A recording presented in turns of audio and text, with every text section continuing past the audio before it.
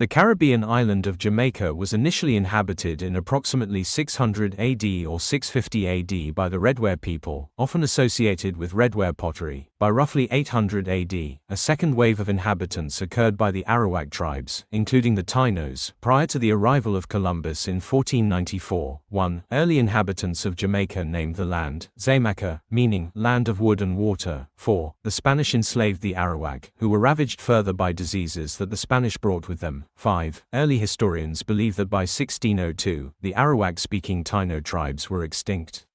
However, some of the Taino escaped into the forested mountains of the interior, where they mixed with runaway African slaves, and survived free from first Spanish, and then English, rule.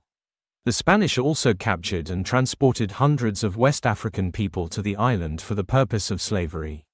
However, the majority of Africans were brought into Jamaica by the English. In 1655, the English invaded Jamaica and defeated the Spanish.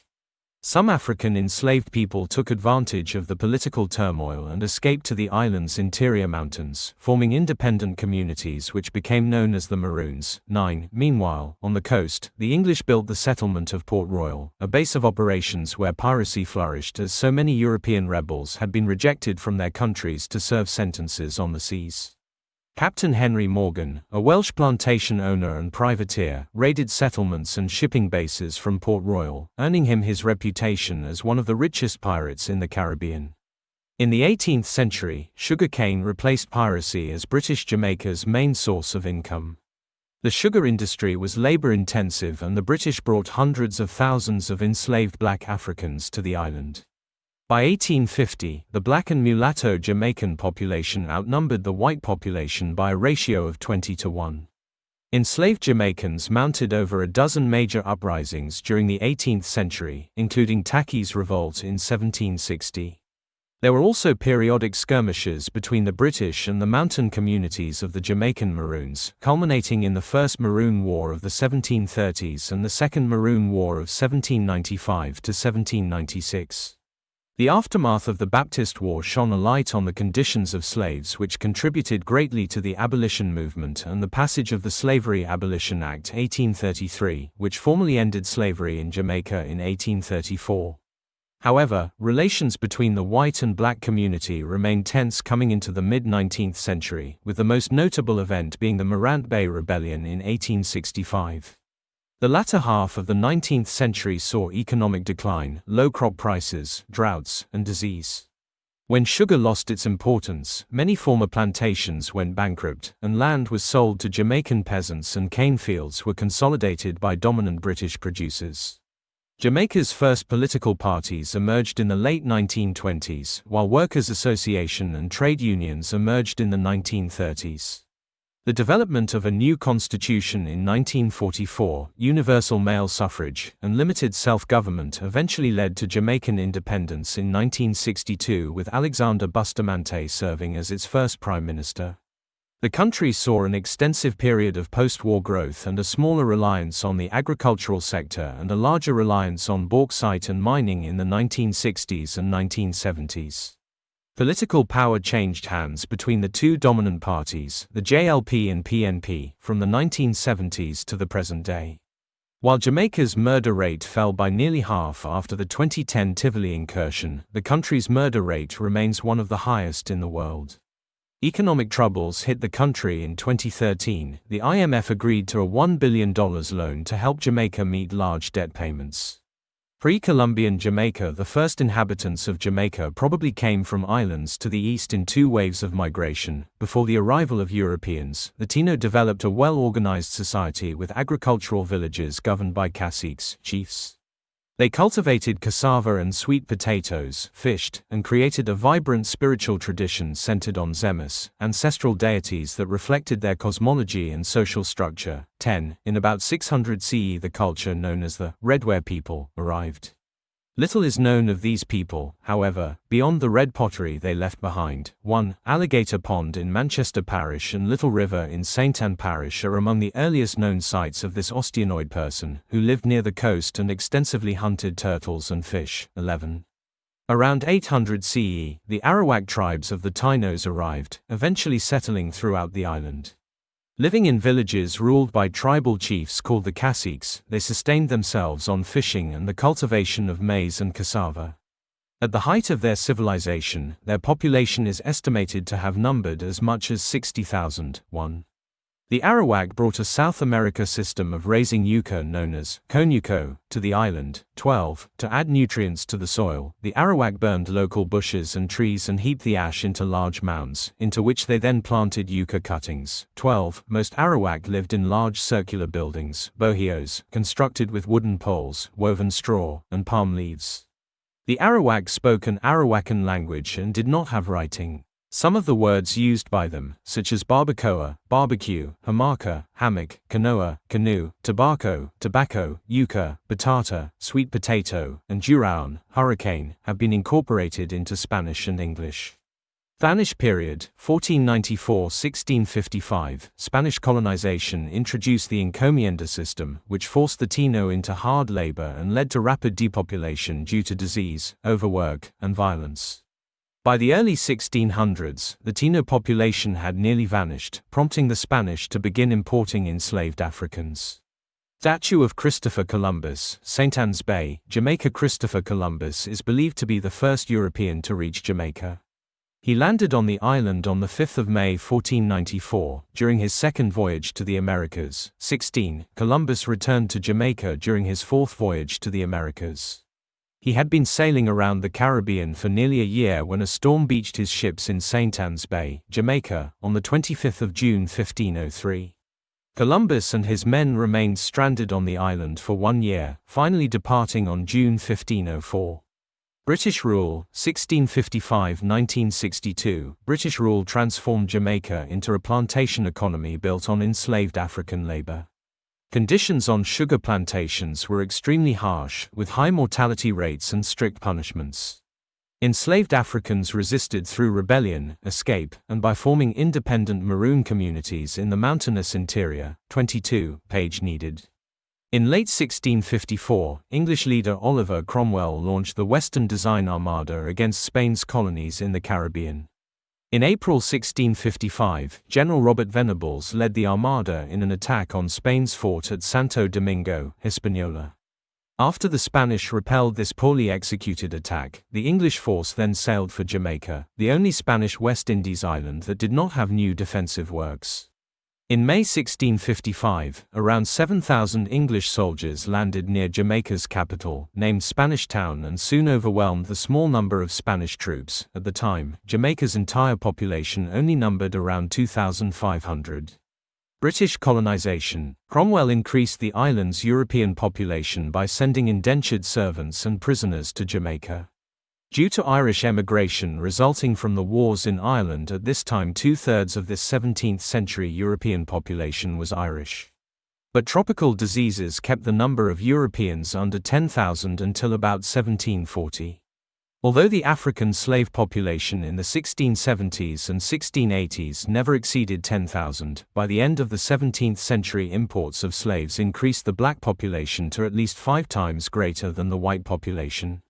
Thereafter, Jamaica's African population did not increase significantly in number until well into the 18th century, in part because ships coming from the west coast of Africa preferred to unload at the islands of the eastern Caribbean. Citation needed. At the beginning of the 18th century, the number of slaves in Jamaica did not exceed 45,000, but by 1800 it had increased to over 300,000 Maroons. When the English captured Jamaica in 1655, the Spanish colonists fled, leaving a large number of African slaves. These former Spanish slaves organized under the leadership of rival captains Juan de Serres and Juan de Bolis. These Jamaican Maroons intermarried with the Arawak people and established distinct independent communities in the mountainous interior of Jamaica. They survived by subsistence farming and periodic raids of plantations. Over time, the Maroons came to control large areas of the Jamaican interior. 27. In the second half of the 17th century, de Serres fought regular campaigns against English colonial forces, even attacking the capital of Spanish Town, and he was never defeated by the English. Throughout the 17th century, and in the first few decades of the 18th century, Maroon forces frequently defeated the British in small-scale skirmishes. The British colonial authorities dispatched numerous expeditions in an attempt to subdue them, but the Maroons successfully fought a guerrilla campaign against the British in the mountainous interior, and forced the British government to seek peace terms to end the expensive conflict. 28. In the early 18th century, English-speaking escaped Ashanti slaves were at the forefront of the Maroon fighting against the British. The House of Assembly, beginning with the Stuart monarchy's appointment of a civil governor to Jamaica in 1661, political patterns were established that lasted well into the 20th century. The second governor, Lord Windsor, brought with him in 1662 a proclamation from the king giving Jamaica's non-slave populace the same rights as those of English citizens, including the right to make their own laws. Although he spent only 10 weeks in Jamaica, Lord Windsor laid the foundations of a governing system that was to last for 2 centuries, a Crown-appointed governor acting with the advice of a nominated council in the legislature. The legislature consisted of the governor and an elected but highly unrepresentative House of Assembly. For years, the planter-dominated assembly was in continual conflict with the various governors and the Stuart kings. There were also contentious factions within the assembly itself.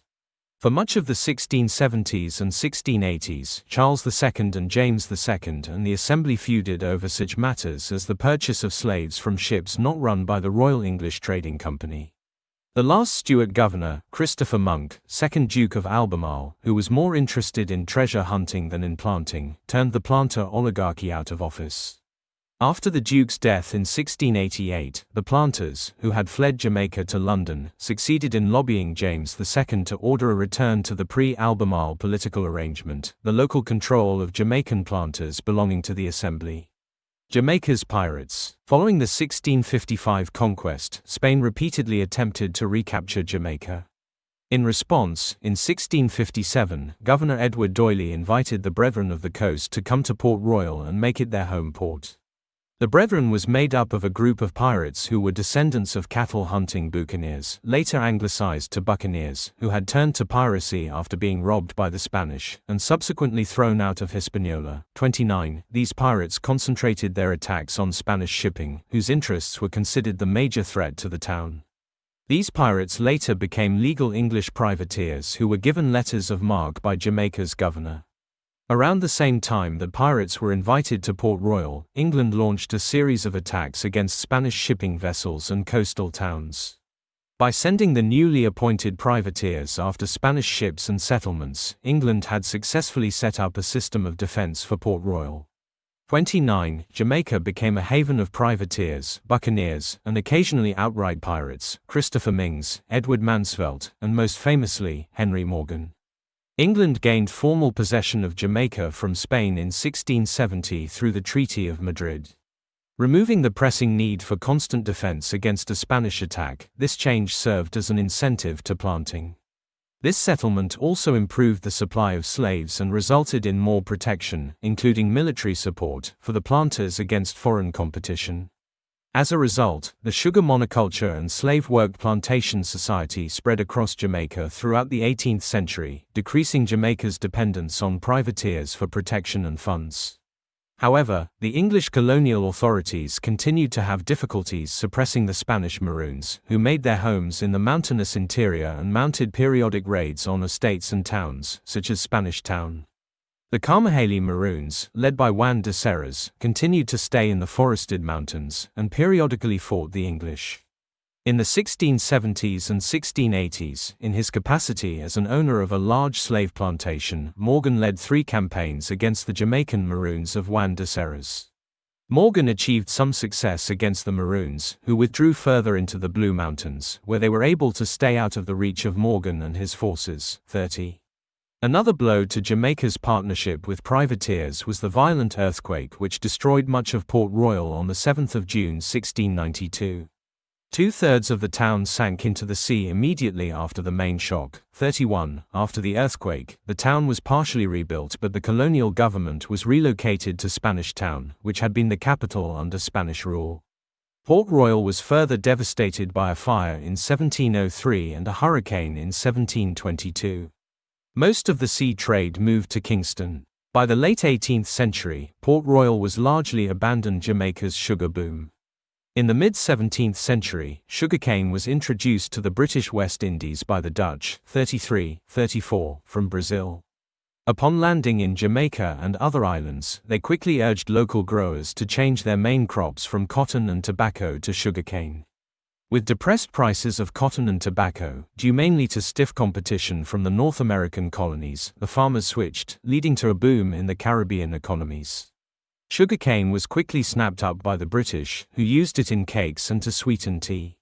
In the 18th century, sugar replaced piracy as Jamaica's main source of income. The sugar industry was labor-intensive and the British brought hundreds of thousands of enslaved Africans to Jamaica. By 1832, the median-sized plantation in Jamaica had about 150 slaves, and nearly one of every 4 bondsmen lived on units that had at least 250 slaves. The 18th century saw thousands of slaves imported into Jamaica into the now profitable sugar plantations. From 1740 to 1834, the estimated slave population continued to grow, reaching into the 300,000s by the end of the century. 36. The sugar boom of Jamaica would change the dynamics of the slave market and the economics of the West Indies. Towards the end of the 18th century, Jamaica became the leader of sugar production for the British Empire, producing up to 66% of the empire's sugar in 1796. 36. The price of sugar would rise tremendously as the market for sugar in Great Britain was large, especially with the rich.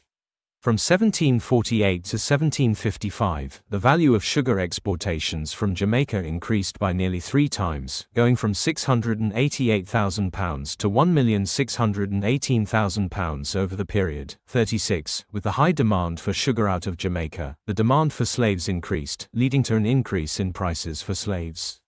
From 1750 to 1807, the average price for a slave in the Caribbean would continue to steadily rise, reaching a high of £73 in 1805. 36. Prices soared towards the dawn of the new century as a result of the plantation system in Saint-Domingue falling due to the Haitian Revolution, putting more emphasis on Jamaica. Interestingly, the most efficient plantations employed fewer slaves per acre of land, which was observed in St. Andrew Parish. 37. This created a higher demand for slaves that were efficient and in good health and shape, inflating the prices of those individuals and creating a quality over quantity dynamic. Internal markets would also develop, namely in Kingston, that allowed for plantations to reallocate labor and to dissuade or break up bonds and families made by slaves. 38. With an increase in traffic of ships, sugar, and slaves, British merchants implemented the guarantee system, in which a merchant would be appointed to guarantee payment upon the delivery of the enslaved. 39. This system served as a safety net for merchants as they had no influence over the price of the enslaved sold as age, weight, and vitality affected price range. With a safe system of commerce and the rising prices of sugar, the opportunity to make riches presented itself and attracted thousands of merchants and sailors looking to gain riches. Most of the slaves and their sales would be run through middlemen known as guinea factors, who served as the indispensable nexus between the transatlantic slave trade and the plantation complex. According to Redware, 40, these factors were instrumental in keeping the slave trade and economy running smoothly, as everything went in and out through them. Records of some of the factors and how many slaves they sold show just how much their work perpetuated the slave economy. From 1785 to 1796, 5 factors sold 78,258 slaves combined, with Alexandra Lindo accounting for 25,706 of them, a 17% share of the entire Jamaican slave trade. 40. Such a large number of slaves sold by one man in a little over 10 years shows just how popular and profitable the slave market had become. 35. In the Book of Night Women, author Marlon James indicates that the ratio of slave owners to enslaved Africans is 1:33. Citation needed. James also depicts atrocities that slave owners subjected slaves to, along with violent resistance from the slaves as well as numerous slaves who died in pursuit of freedom. After slavery was abolished in 1834, sugarcane plantations used a variety of forms of labor, including workers imported from India under contracts of indenture. Cane holing, in a Jamaican plantation, 19th century First Maroon War. Starting in the late 17th century, there were periodic skirmishes between the English colonial militia and the Windward Maroons, alongside occasional slave revolts. In 1673, one such revolt in St. Anne's parish of 200 slaves created the separate group of Leeward Maroons.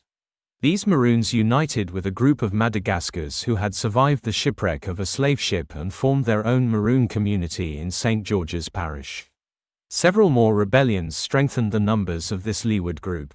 Notably, in 1690 a revolt at Sutton's Plantation in Clarendon Parish of 400 slaves considerably strengthened the Leeward Maroons. 41. The Leeward Maroons inhabited cockpits, caves, or deep ravines that were easily defended, even against troops with superior firepower.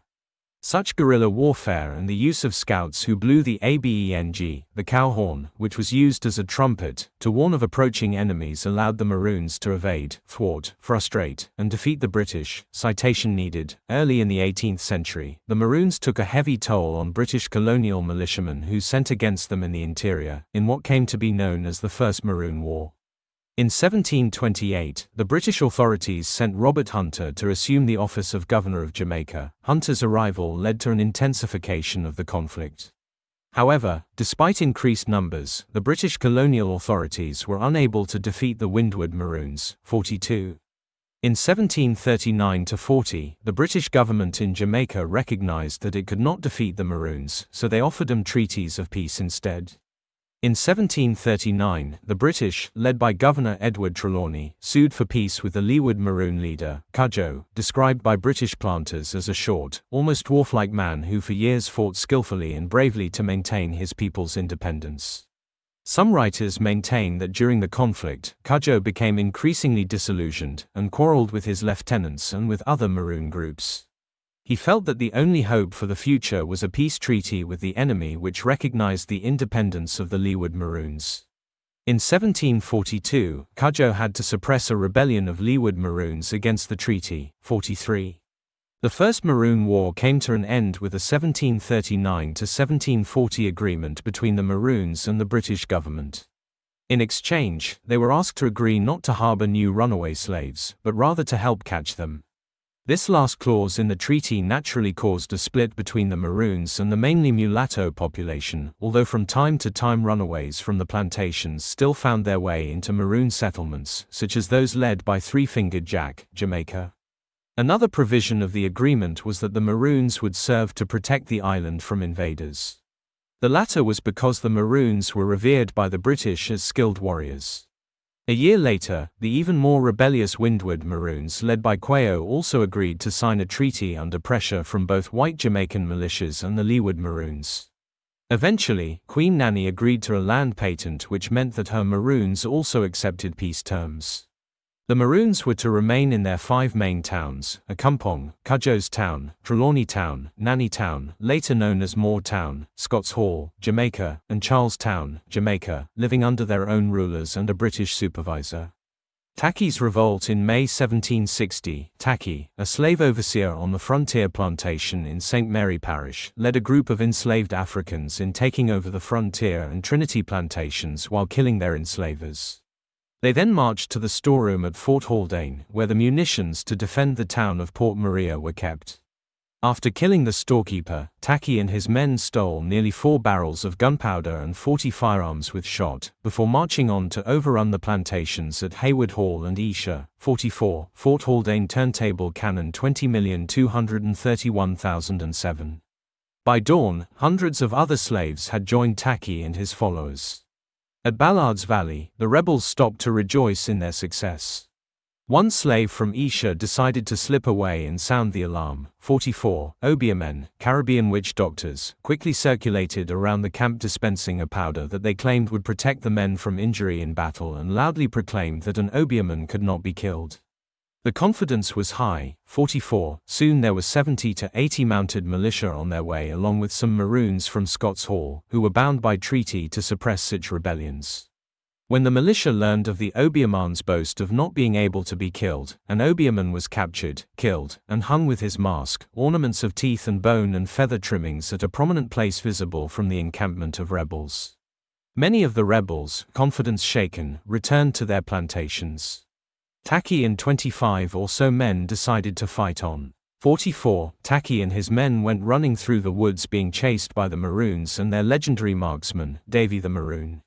Fort Haldane, Jamaica Heritage Trail. While running at full speed, Davy shot Tacky and cut off his head as evidence of his feat, for which he would be richly rewarded. Tacky's head was later displayed on a pole in Spanish Town until a follower took it down in the middle of the night. The rest of Tacky's men were found in a cave near Tacky Falls, having committed suicide rather than going back to slavery's Second Maroon War. In 1795, the Second Maroon War was instigated when 2 Maroons were flogged by a black slave for allegedly stealing 2 pigs. When 6 Maroon leaders came to the British to present their grievances, the British took them as prisoners. This sparked an 8-month conflict, spurred by the fact that Maroons felt that they were being mistreated under the terms of Cudjoe's Treaty of 1739, which ended the First Maroon War. The war lasted for 5 months as a bloody stalemate. The British colonial authorities could muster 5,000 men, outnumbering the Maroons 10-1, but the mountainous and forested topography of Jamaica proved ideal for guerrilla warfare. The Maroons surrendered in December 1795. A treaty signed in December between Major General George Walpole and the Maroon leaders established that the Maroons would beg on their knees for the king's forgiveness, return all runaway slaves, and be relocated elsewhere in Jamaica. The governor of Jamaica ratified the treaty but gave the Maroons only 3 days to present themselves to beg forgiveness on the 1st of January 1796. Suspicious of British intentions, most of the Maroons did not surrender until mid-March. The British used the contrived breach of the treaty as a pretext to deport the entire Trelawney Town Maroons to Nova Scotia. After a few years, the Maroons were again deported to the new British settlement of Sierra Leone in West Africa. Slave resistance. Hundreds of runaway slaves secured their freedom by escaping and fighting alongside the Maroons of Trelawney Town. About half of these runaways surrendered with the Maroons, and many were executed or resold in slavery to Cuba. However, a few hundred stayed out in the forests of the Cockpit country, and they joined other runaway communities. In 1798, a slave named Cuffy ran away from a western estate and established a runaway community which was able to resist attempts by the colonial forces and the Maroons remaining in Jamaica to subdue them. 45. In the early 19th century, colonial records describe hundreds of runaway slaves escaping to Healthshire, where they flourished for several years before they were captured by a party of Maroons.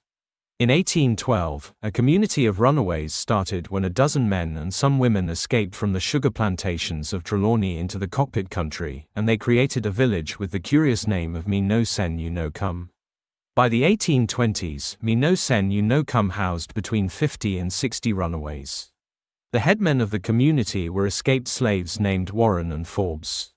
Me No Sen You No Come also conducted a thriving trade with slaves from the north coast, who exchanged their salt provisions with the runaways for the ground provisions. 47. In October 1824, the colonial militias tried to destroy this community. However, the community of Me No Sen You No Come continued to thrive in the Cockpit country until emancipation in the 1830s. Part 2 of Jamaicans Connecting talks about the Baptist War.